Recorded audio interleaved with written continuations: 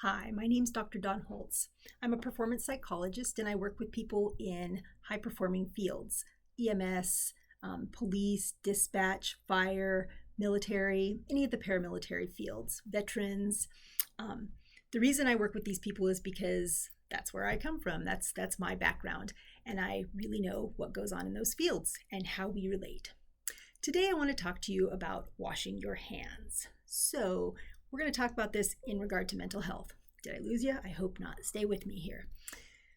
When we wash our hands, it's a requirement. It is infection control 101. It's the primary thing that we do to keep ourselves from getting infected and from contaminating other areas. So I hope you're washing your hands regularly. I know that today we use a lot of the alcohol spray, the alcohol gel, whatever the case may be. But when you get to the hospital to drop off the patient or to the care facility, or you get back to the station, you should be washing your hands with soap and water. Okay, so how does this relate to mental health? Why is it important? Why am I talking about this? Because in these fields, you have daily stressors. Sometimes there's that big call. Sometimes it's just the going back and forth and all of the cumulative.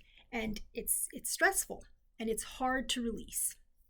So instead of waiting, do I recommend that you find somebody to talk to so that you can build resilience? I absolutely do. And I highly recommend that early on in your career. Training would be the best spot to start that. That said, on the day-to-day, there are some little tricks and things that you can do. Washing your hands, again, we've all had those days. Man, I can't even I haven't had the chance to eat. I can barely pee. I've had to hold it all day long. I get it. Been there, done that. But you have to wash your hands. The policies say so, right? It's an OSHA thing. Got to wash your hands. So you get to the hospital and you drop off the patient and you got to go wash your hands. Please do it. Don't just think, oh, I used the alcohol. Do it. And here's the reason. When you wash your hands, I want you to be in that bathroom. I want you to be there by yourself. If you can get a single stall bathroom, the family, whatever they call them now, do that. Be by yourself, because I know that I'm going to lose most of you here with the touchy-feely stuff. You don't need it, right? You're Superman and nobody does touchy-feely and you don't need help. You're here to save the world. You don't need anybody saving you. Listen, take care of yourself. And here's how you're going to do it. It's simple. It's easy. You go in to wash your hands, and usually you're supposed to wash your hands for 20 seconds. Everybody knows about singing the happy birthday song, so you get the full 20 seconds, right? At least 20 seconds. In this scenario, it might take you a little bit longer than 20 seconds, but you're going to wash your hands and it's going to wash your mind at the same time. Double duty. I'm giving you a 2-for-1 here.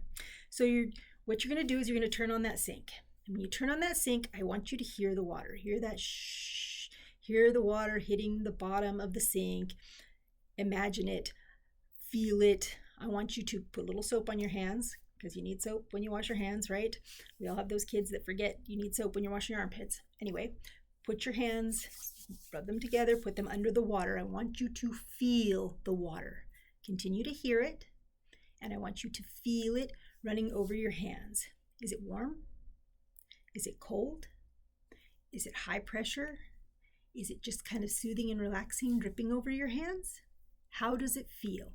I want you to think about that and really get yourself involved in how the water feels on your hands. Close your eyes and just feel the water running over your hands and think about it.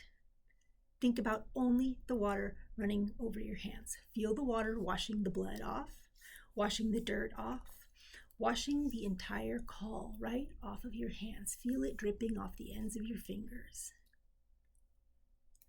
And then I want you to take a deep breath.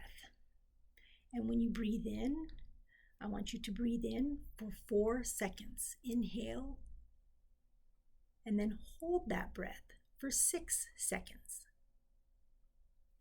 And then release that breath for 8 seconds. It's the square breathing. Most of you have heard of it. It's going to reset your anxiety. It's going to reset the way that your body is feeling. You can do that whole cycle more than once, but do it at least once. I know you're in a hurry because you've got that next call to get to, right? But make sure that you do that breathing, that square breathing, at least once, all right? And when you're done with the breathing, I want you to go back to feeling the water. And then again, let that caul drip off the end of your fingers. We're going to leave it in the sink for now. Okay? And then I want you to dry your hands carefully, comfortably. Don't rush it. Carefully, comfortably, be good to yourself. Treat yourself well. Okay? And then I want you to, this is like I said, I'm going to lose you guys here. Again, we chose a stall. There's nobody there. There's nobody that's going to see you. Nobody thinks you're weird. I want you to put your arms around yourself as much as you can and give yourself a big squeeze. Squeeze for a good 3 or 4 seconds. And then let go and breathe out. And I want you to stop and look at yourself in the mirror now. And I want you to name 3 good things that you did on that call. And if it wasn't a tough call, it's just that you've been running back to back to back to back calls all day and it's the end of the day and it's just been a lot. Think about 3 good things you did today. And I want you to say 3 things that you did well out loud. I did good at. I made it to the truck on time. I had the truck stocked, so I was prepared for the call. I did a good job soothing the parents. I did a good job assigning duties. Whatever it was, 3 good things. And while we're thinking about 3 good things, we are not thinking about, but I didn't, and who didn't, and everybody just, and it was a tornado. I don't want that. We're not getting those tornado thoughts. We're not spinning here. We're focusing on what we did well. 3 good things. Okay? And after you've said 3 things out loud, I want you to hold yourself again. Big hug. Great job. And then you can let it go. Let everything go and go back to what you were doing. The square breathing is going to help you reset your system. Okay?